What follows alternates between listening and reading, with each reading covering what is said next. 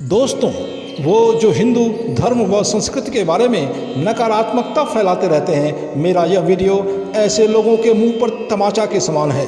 अतः इस वीडियो को अंत तक जरूर देखें। गर्व से कहो हम हिंदू हैं। हिंदू संकीर्ण नहीं बल्कि एक व्यापक अवधारणा है। हिंदू शब्द राष्ट्रीयता का प्रतीक है। हिंदू एक विश्वास है। हिंदू हमारी सांस्कृतिक पहचान है। कोई भी ऐरा गैरा हिंदू नहीं बन सकता। हिंदू मानवता और राष्ट्र के प्रति समर्पण का भाव है। हिंदू शब्द विश्व शांति, सद्भावना और प्रगतिशील विचारधारा का द्योतक है। हिंदू विश्व बंधुत्व एवं वसुधैव कुटुंबकम जैसी संकल्पना का मूल आधार है।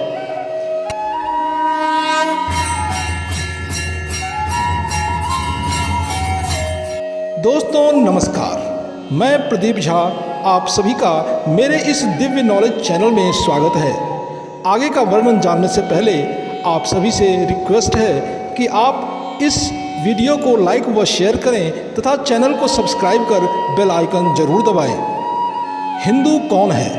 यह धर्म है या किसी क्षेत्र विशेष के निवासियों का पहचान? ये हिंदू शब्द कहाँ से आया?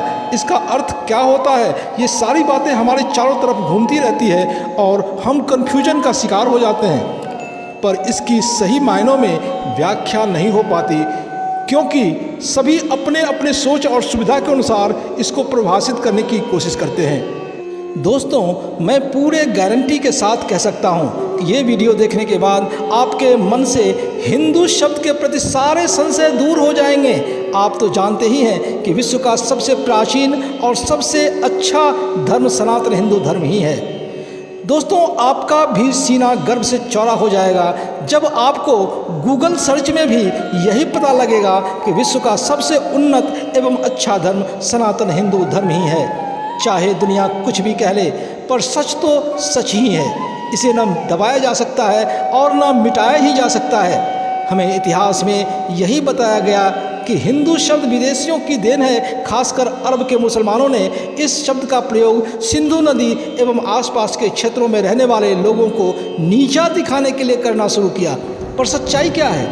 इस्लाम केवल 1500 वर्ष पुराना मजहब है, जबकि सनातन हिंदू संस्कृति युगों युगों से न जाने समय के कितने पड़ाव को पार करते हुए चलती आ रही है और अनंत काल तक चलते रहने वाली है। साधारण शब्दों में हम यूं कह सकते हैं कि रात के समय चमकने वाला जुगनू सूर्य के प्रकाश को चुनौती दे रहा है, तो आपको कैसा लगेगा?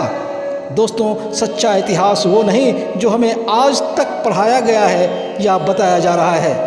यह इतिहास तो केवल विदेशी आक्रांताओं के विचार के अधीन रहने वाले व उसी प्रकार के मानसिकता वाले इतिहासकारों द्वारा लिखा गया है, जिसमें भारतीय सनातन संस्कृति को कमज़ोर और विदेशी मानसिकता को महान बताया गया है।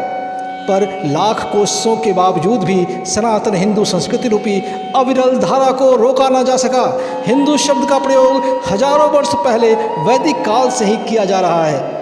स्मृति वैदिक ग्रंथों में से एक बृहस्पति आगम में हिंदू शब्द का उल्लेख इस प्रकार किया गया है: हिमालयम समारभ्य यावत इंदु सरोवरम तम देव निर्मितम देशम हिंदुस्थानम प्रचक्षते। अर्थात हिमालय से इंदु सरोवर तक, यानी कि आज के हिंद महासागर तक फैले हुए देव निर्मित देश को हिंदुस्तान कहते हैं, जिसका अपभ्रंश बन गया हिंदुस्तान। बृहस्पति आगम के इस उक्ति से स्पष्ट है कि हिंदू शब्द हिमालय का पहला अक्षर ही और इंदु सरोवर के इंदु से मिलकर बना है। केवल वैदिक ग्रंथ ही नहीं बल्कि शैव ग्रंथ में भी हिंदू शब्द का उल्लेख इस प्रकार से मिलता है: हीनं च दुष्यते व हिंदू रीत्युच्यते प्रिय। अर्थात जो अज्ञानता और हीनता का त्याग करे उसे हिंदू कहते हैं। कल्पद्रुम में भी यही कहा गया है। इसके अलावा पारिजात हरण में कहा गया है: हीनस्ति तपसाद पापांग दहि काम दुष्टम हेतवी शत्रुवर्गम च स हिंदुर्भिधीयते। अर्थात जो अपने तप से शत्रुओं का, दुष्टों का और पाप का नाश कर देता है वही हिंदू है। माधव दिग्विजय में भी हिंदू शब्द को कुछ इस प्रकार उल्लेखित किया गया है: ओंकार मंत्र मूलाढ्य पुनर्जन्म दृढ़ास्य गौ भक्तो भारत गरुड़ हिंदुर हिंसन दूषकः। अर्थात वो जो ओंकार को ईश्वरीय धुन माने, कर्मों पर विश्वास करे गायों की सेवा करे तथा बुराइयों को दूर रखे वही हिंदू है। भारतीय साहित्यकारों के वर्णन से स्पष्ट है कि उन्होंने हिंदू शब्द का प्रयोग हिमालय के दक्षिण में निवास करने वाले लोगों के लिए किया एवं इसे सनातन धर्म से जोड़ा। दोस्तों, ये तो रही भारतीय साहित्य की बात। विदेशी साहित्य इसके बारे में क्या कहती है, आइए इसके बारे में जानते हैं। भारत के बाहर हिंदू शब्द का प्राचीनतम प्रयोग पारसियों के धर्म ग्रंथ अवेस्ता में मिलता है। पारसी मुख्यतः आज के ईरान क्षेत्र के वासी थे और यह अवेस्ता धर्म ग्रंथ इस्लाम के उदय से सैकड़ों वर्ष पहले लिखा गया था। उन्होंने हिंदू शब्द का प्रयोग सिंधु नदी के लिए किया था। भाषा वैज्ञानिकों का कहना है कि पारसी लोग प्राचीन फारसी भाषा बोलते थे जिसमें स अक्षर का उच्चारण ह होता था। इसी कारण सिंधु को हिंदू कहा जाने लगा और कालांतर में सिंधु क्षेत्र में बसने वाले लोगों के लिए हिंदू शब्द और वहाँ के भाषा को हिंदी कहा जाने लगा। कहते हैं कि वेदों और पारसियों के धर्म ग्रंथ अवेस्ता में बहुत ही समानता थी। इसी प्रकार यूनानी जब पारसी लोगों के संपर्क में आए तो उन्होंने हिंदू शब्द को इंदु या इंडो कहना शुरू कर दिया, क्योंकि यूनानी भाषा में ह अक्षर का प्रयोग नहीं होता। इस प्रकार समय के साथ इंडो क्षेत्र में निवास करने वालों लोगों के लिए इंडिया शब्द का प्रयोग करना शुरू कर दिया गया। प्रसिद्ध यूनानी साहित्यकार मेगास्थनीज ने भी भारत के उस समय के इतिहास को बताने के लिए इंडिका नामक किताब की रचना की थी। चीनी यात्री वेनसांग ने भी इस देश के लिए हिंदू शब्द का प्रयोग किया है। यहाँ आपको बता दूं कि पारसियों और यूनानियों की तरह चीनी यात्री वेनसांग भी इस्लाम के उदय से पहले ही हिंदू शब्द का प्रयोग किया था। हिंदू शब्द वेनसांग के अनुसार चीनी भाषा के इंतु शब्द से निकला है, जिसका अर्थ होता है चंद्रमा। वेनसांग ने लिखा है कि आकाश में तारों के बीच चंद्रमा की जैसी प्रतिष्ठा होती है, संसार में उसी प्रकार प्रतिष्ठित होने के कारण भारत को चीन के लोग इंतु या हिंदू कहते थे। गौर करने वाली बात यह है कि इंतु को जब हिमालय के उस पार के लोगों के लिए चीनियों ने प्रयोग करना शुरू किया तो यही इंतु या इंदु शब्द हिमालय के ही के कारण हिंदू कहलाने लगा। वेनसांग का यह विवरण हमें भारत के विश्व गुरु के छवि का दर्शन कराता है। तभी तो मनुस्मृति में कहा गया है, एतद्देश प्रसूतस्य सकाशदग्र जन्मनः स्वं स्वं चारित्रं शिक्षेरण पृथिव्याम सर्वमानवा। अर्थात इस देश के विद्वानों से ही पूरे संसार के लोगों ने ज्ञान विज्ञान आचार व्यवहार की शिक्षा प्राप्त की। ये तो रहा प्राचीन काल के विदेशियों के द्वारा हिंदू शब्द की अलग अलग संदर्भ में व्याख्या। लेकिन मध्यकालीन समय में जब इस्लाम का उदय हुआ तो उन्होंने भी सिंधु क्षेत्र के निवासियों के लिए हिंदू शब्द का प्रयोग करना शुरू कर दिया, पर सकारात्मक नहीं बल्कि नकारात्मक संदर्भ में। चूँकि इस्लाम और सनातन हिंदुओं में वैमनस्यता या शत्रुता जग जाहिर थी, इसलिए उनके हिंदू शब्द का प्रयोग अच्छे संदर्भ में करने की उम्मीद भी नहीं थी। दोस्तों, यहाँ मैं आपको एक रहस्य की बात बताऊं कि प्राचीन काल में चाहे अपने देश के साहित्यकार हों या विदेशी साहित्यकार, सबने भारतीय संस्कृति एवं परंपरा का बढ़ चढ़कर तारीफ किया। लेकिन मध्यकालीन युग में इस्लाम का उदय होते ही उन्होंने भारतीय संस्कृति और परंपराओं पर हमला करना शुरू कर दिया। उस समय के लेखकों ने भी हिंदुओं को कमज़ोर, नीच एवं असभ्य साबित करने और इस्लामिक एवं अरबी संस्कृति एवं परंपराओं को बढ़ावा देने की पुरजोर कोशिश की। इस्लाम के बाद अंग्रेजों ने भी यही काम किया। हिंदुओं के मन में अपने धर्म एवं संस्कृति के प्रति हीन भावना भर दी गई, जिस मानसिकता का असर हमें आज भी साफ साफ दिखाई देता है। लेकिन कहते हैं ना कि सब दिन होत न एक समान। सन 2014 में भारत में सत्ता परिवर्तन के साथ ही एक नए युग की शुरुआत हुई। हमारे प्रधानमंत्री, जिन्हें अपने आप को भारतीय के साथ साथ सनातनी हिंदू होने पर भी गर्व है, उन्होंने ऐसी कुत्सित विदेशी मानसिकता पर गहरा चोट किया।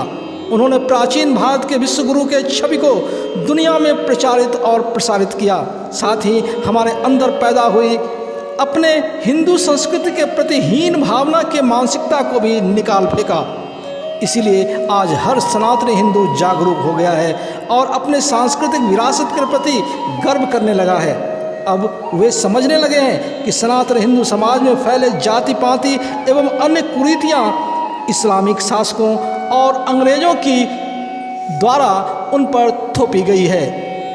वैसे आज के दौर में हिंदू शब्द अपने आप में एक व्यापक अवधारणा बन गया है। अब यह केवल किसी क्षेत्र विशेष में रहने वाले लोगों का ही प्रतीक नहीं रहा, बल्कि यह राष्ट्रवाद की एक विश्वव्यापी अवधारणा बन चुकी है। अब भारत में रहने वाले सभी लोग, चाहे वो किसी भी पंथ या मजहब के मानने वाले हों, सबके लिए हिंदू शब्द का प्रयोग किया जाता है। साथ ही विश्व भर में फैले भारतवंशियों, जिनके पूर्वज कभी हिंदुस्तान में रहते थे, उन सभी के लिए हिंदू शब्द का प्रयोग व्यापक रूप से होने लगा है। जो भी राष्ट्र के प्रति समर्पण भाव रखता हो, जो भी भारत भूमि को अपनी मातृभूमि या पूर्वजों की भूमि मानता हो, जो भी भारतीय संस्कृति एवं परंपरा में विश्वास रखता हो और जिसका भी दिल अपनी इस मातृभूमि के लिए धड़कता हो, वही हिंदू है। वे सारे हिंदू हैं। वे चाहे किसी भी पंथ या मजहब के हों, हिंदू हैं। इस संदर्भ में मैं स्वतंत्रता सेनानी वीर सावरकर और Islamic scholar sir Syed Ahmad Khan को कोट करना चाहूँगा, उनकी बात रखना चाहूँगा। वीर सावरकर ने कहा था, आ सिंधो सिंधु पर्यंता यस्य भारत भूमिका पितृभू पुण्य भूश्चैव स वै हिंदू रीति स्मृतः। अर्थात वे सभी लोग हिंदू हैं जो सिंधु नदी से लेकर समुद्र तक फैले विस्तृत भूभाग में रहते हैं, चाहे वो किसी भी पंथ या मजहब के हों। सर सैयद अहमद खान ने 1883 ईस्वी में पंजाब की एक सभा में कहा था, मेरी राय में हिंदू लफ्ज़ का मतलब किसी मजहब से नहीं, बल्कि जो भी हिंदुस्तान में रहता है उसे अपने को हिंदू कहने का हक है। पर मुझे अफसोस है कि आप मुझे हिंदू नहीं मानते। तो सर सैयद अहमद साहब, यदि आप अपने आप को सही अर्थों में हिंदू मानते तो आप कभी भी अपने राष्ट्र के विभाजन का कारण नहीं बनते, क्योंकि हिंदू वही है जो अपने मातृभूमि की आन बान शान के लिए खुद मर मिटे, न कि उस राष्ट्र को मिटाने की कोशिश करे। दोस्तों, इस वीडियो के द्वारा मैंने हिंदू शब्द के प्रति फैले कन्फ्यूजन को दूर करने की भरपूर कोशिश की है। आपको यह वीडियो कैसा लगा कमेंट बॉक्स में ज़रूर लिखें, और यदि आपका किसी भी प्रकार का सकारात्मक सुझाव आएगा तो मैं उस पर ज़रूर अमल करूंगा। जाते जाते प्रदीप झा का नमस्कार पुनः स्वीकार करें और चैनल को सब्सक्राइब कर बेल आइकन ज़रूर दबाएं। जय हिंद, जय जय श्री राम।